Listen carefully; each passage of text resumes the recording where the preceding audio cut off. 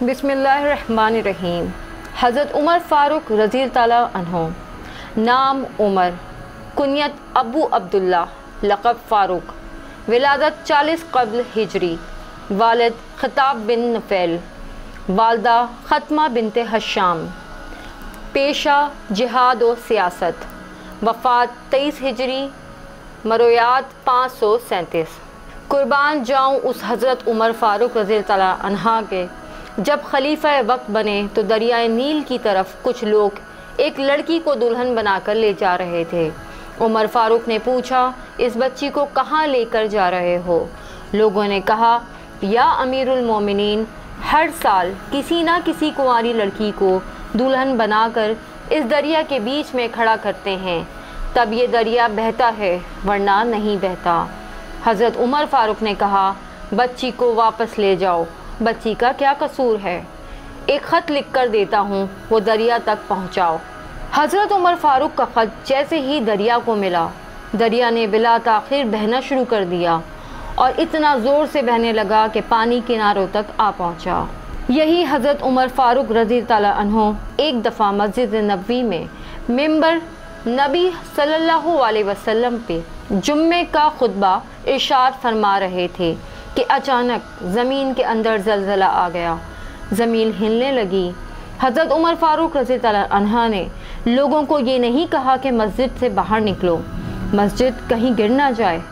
नहीं नहीं, हज़रत उमर फ़ारूक ने खुतबा वाला असा उठाया, इस असा को ज़मीन पर मार कर कहा, ख़बरदार ए ज़मीन, अगर उमर ने तुझ पर इंसाफ कायम नहीं किया तो तुझे हिलने का हक़ है, और अगर उमर ने तुझ पे इंसाफ कायम किया है तो तुझको हिलने का कोई हक़ नहीं। खुदा की कसम, उमर फ़ारूक की लाठी ज़मीन को लगी। ज़लज़ला उस वक्त तो बंद हुआ ही, मगर आज तक मदीना में ज़लज़ला नहीं आया। सुभान अल्लाह। एक दफ़ा रूम से सफ़ीर आ गया। मदीना में पहुंचकर पता किया गया कि मुसलमानों का बादशाह उमर फ़ारूक रज़ी ताला अन्हो कहाँ हैं। लोगों ने कहा कि वो तो बैतुल माल के ऊँट चराने जंगल में गए हुए हैं।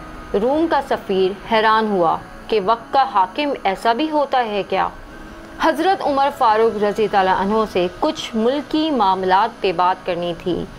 सफ़ीर ढूंढते हुए एक दरख्त के पास पहुंचा। देखा कि उमर फ़ारूक रज़ी ताला अन्हो दरख्त के नीचे लेटकर आराम फरमा रहे थे और जंगल का एक शेर हज़रत उमर फ़ारूक पर पहरा दे रहा था। सफ़ीर पर जब शेर की नज़र पड़ी तो शेर के दहाड़ने की आवाज़ सुनाई दी। रूम का सफ़ीर चिल्लाने लगा। इतने में हज़रत उमर फ़ारूक रज़ी ताला अन्हो की आँख खुल गई।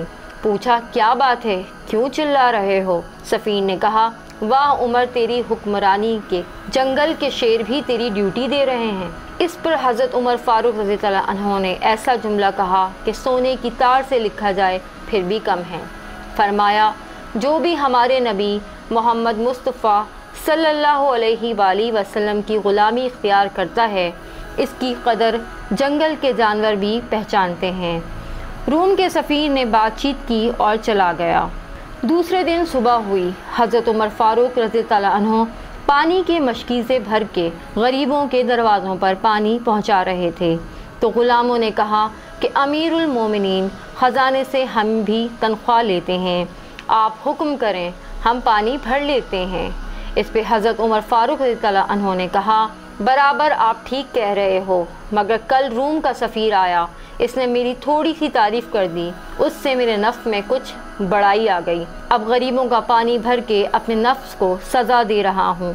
उमर तो बादशाह नहीं, तो तू तो गरीबों का ग़ुलाम है। हज़रत उमर फ़ारूक रज़ी ताला अन्हो को एक शख्स के बारे में पता चला कि वो माँ को गालियाँ देता है। आपने उस शख्स को बुलवाया और हुक्म दिया कि पानी से भरी हुई मुश्क लाई जाए। फिर वो मश्क इसके पेट पर खूब कस कर बनवा दी और इसको कहा कि इसे इसी मश्क के साथ चलना फिरना है और खाना पीना भी है और सोना जागना भी है।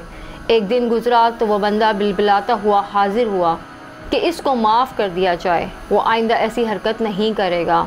आप रज़ी ताला अन्हो ने पानी आधा कर दिया, मगर मश्क बदस्तूर इसके पेट पर बंधी रहने दी। मज़ीद एक दिन के बाद वो बंदा माँ को भी सिफारिशी बनाकर साथ ले आया कि इसको माफ़ कर दिया जाए और इसके मश्क को हटा दिया जाए।